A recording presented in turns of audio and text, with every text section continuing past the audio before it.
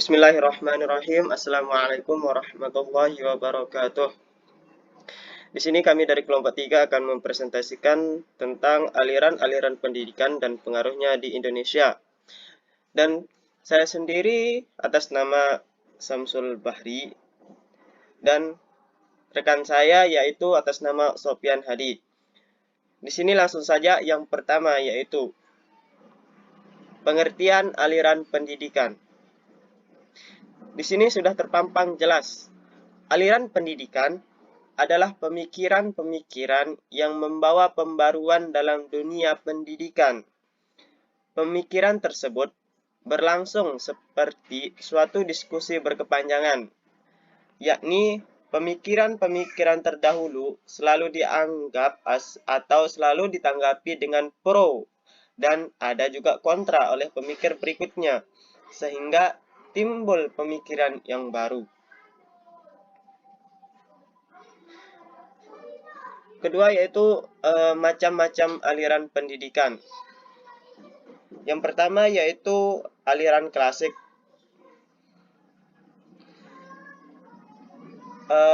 Aliran klasik. Yang pertama bagian dari aliran klasik yaitu aliran empirisme.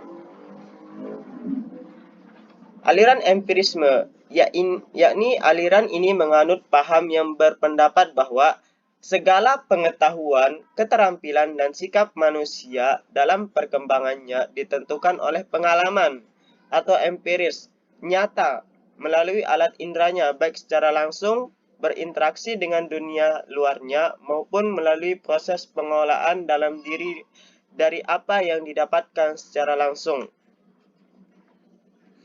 Yang kedua yaitu aliran nativisme. Aliran nativisme yaitu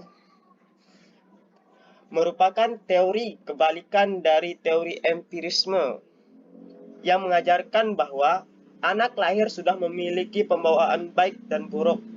Perkembangan anak hanya ditentukan oleh pembawanya sendiri-sendiri. Lingkungan sama sekali tidak mempengaruhi apalagi membentuk kepribadian anak.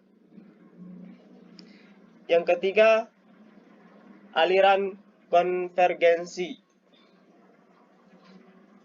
Aliran konvergensi. Faktor pembawaan dan faktor lingkungan yang sama mempunyai peranan yang sangat penting. Keduanya tidak dapat dipisahkan sebagaimana teori nativisme. Teori ini juga mengakui bahwa pembawaan yang dibawa anak sejak lahir juga meliputi pembawaan baik dan pembawaan buruk.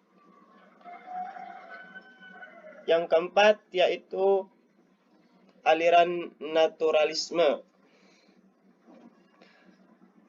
Aliran naturalisme yaitu mempunyai kesamaan dengan teori nativisme, bahkan kadang-kadang disamakan, padahal mempunyai perbedaan tertentu.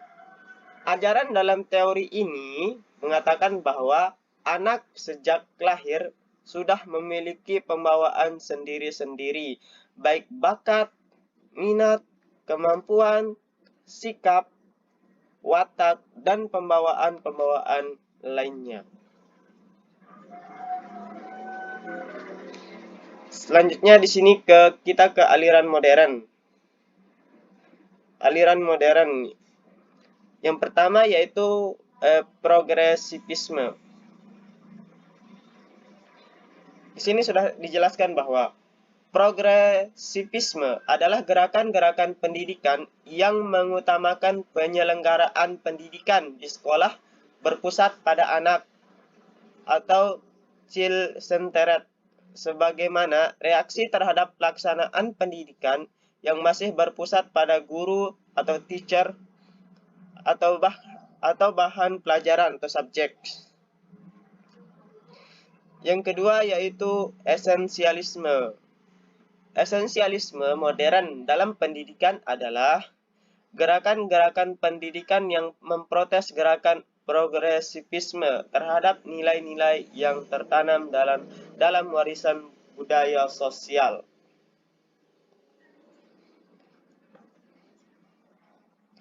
Yang ketiga yaitu rekonstruksionalisme.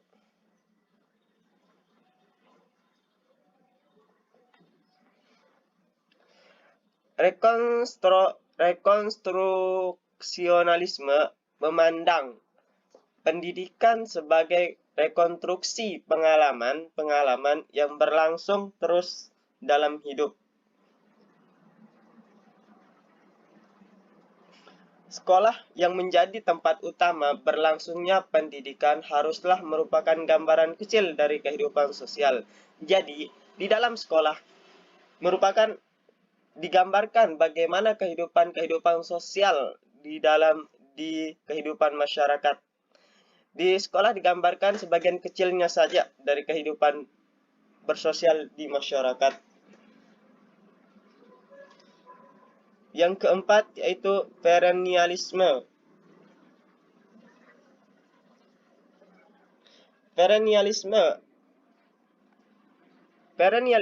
adalah gerakan pendidikan yang mempertahankan bahwa nilai-nilai universal itu ada dan bahwa pendidikan hendaknya merupakan suatu pencarian dan penanaman kebenaran-kebenaran dan nilai-nilai tersebut.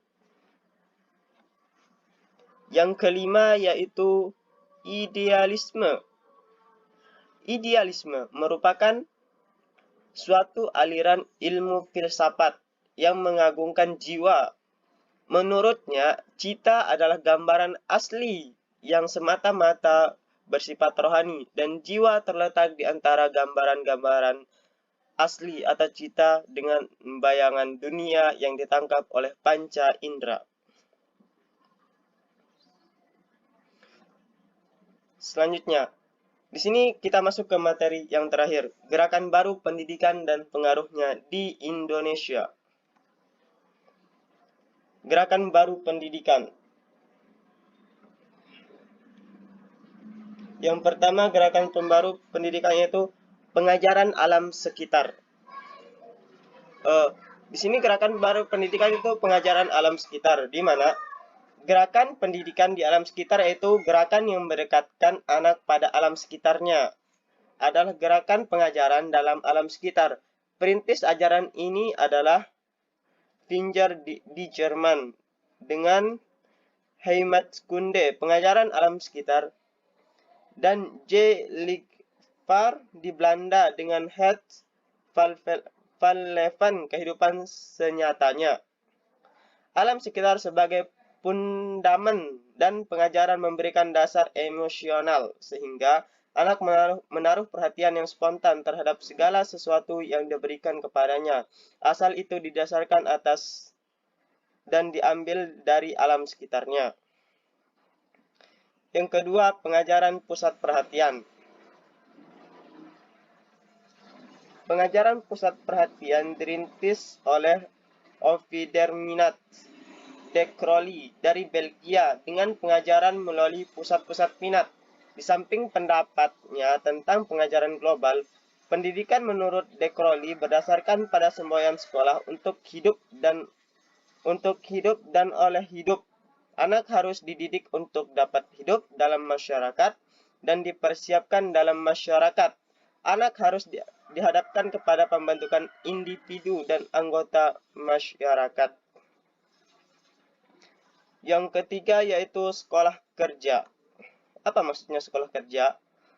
Adalah gerakan sekolah kerja dapat dipandang sebagai titik kulminasi dari pandangan-pandangan yang mementingkan pendidikan keterampilan dalam pendidikan.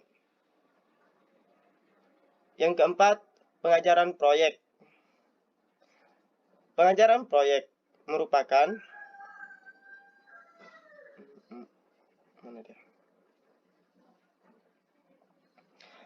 pengajaran proyek dari filosofis dan pedagogis dari pengajaran proyek diletakkan oleh John Dewey, namun pelaksanaan dilakukan oleh pengikutnya.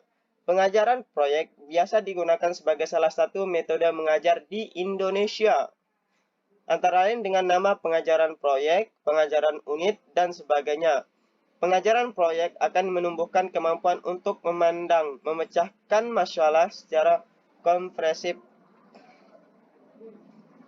Yang kelima yaitu sekolah alam. Sekolah alam merupakan sekolah yang dibangun untuk upaya pengembangan pendidikan yang dilakukan di alam terbuka agar mengetahui pembelajaran dari semua makhluk hidup di alam ini secara langsung. Yang terakhir, pengaruh gerakan baru dalam pendidikan terhadap penyelenggaraan pendidikan di Indonesia.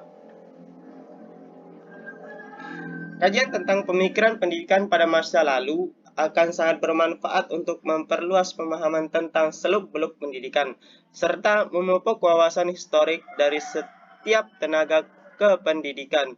Kedua hal itu sangat penting, karena setiap keputusan dan tindakan di bidang pembelajaran akan membawa dampak bukan hanya di masa kini, tetapi juga di masa depan.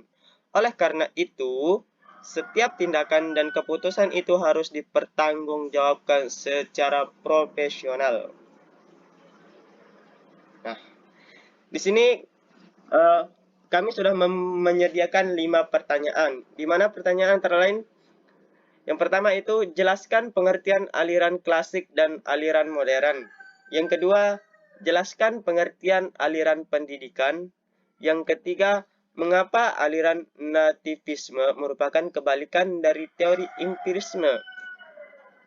Yang keempat, apa tujuan dari pendidikan?